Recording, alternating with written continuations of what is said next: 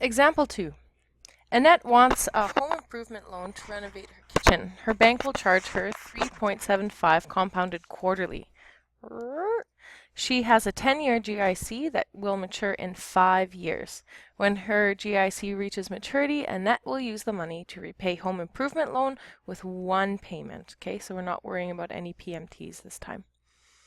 She wants the amount of the repayment to be no more than $25,000. So A, how much can she borrow? And B, how much interest will she pay? So I'm going to bring back your sweet algebra skills for this one. So I'm going to solve a part, how much can she borrow, in two different ways. So method 1. Algebra! And method 2, TVM solver. And I just want to show you that you can get the exact same value for each. So if I were to use my TVM solver, if I was to use my sweet algebra skills, how much can she borrow? We're looking for the present value. So we know that our formula for present value is P equals A divided by 1 plus I to the power of n, where I is the annual interest rate divided by a number of compounding periods, and n is the total number of compounding periods. So we want to solve what is the principal.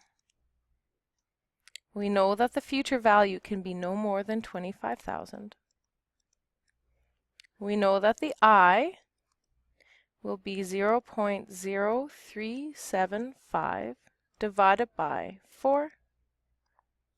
And the number of compounding periods is going to be 4 times 5, which is going to be 20.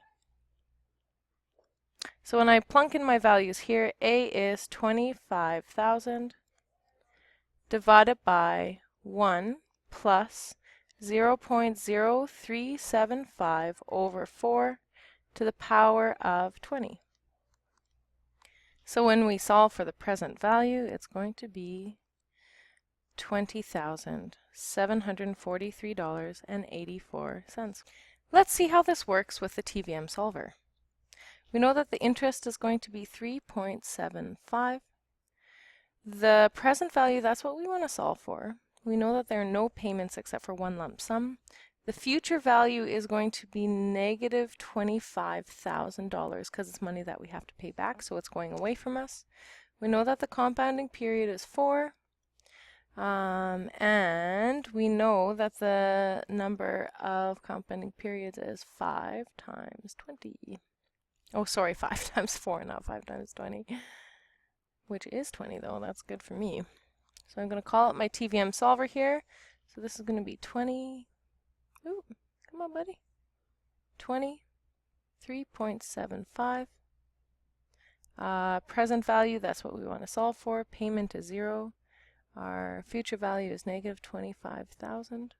And we know that our compounding periods are 4. So I'm going to go all the way up to my present value. Bingo, bango, bongo. Look at that. 20,743.84. Whoa. 20,743.84. I don't think that that is a coincidence.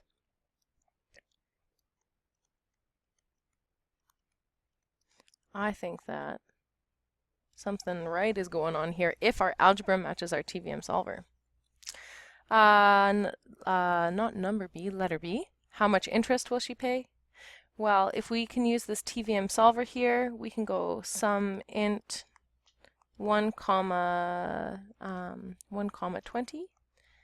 Or what we can do is we can say 25,000 minus 20,743.84. Either way, we are going to get an answer of 4,256.16. Now we know if we're using our sum int, it's going to come out as negative because it is interest that is going away from us. That's the only difference between the two numbers.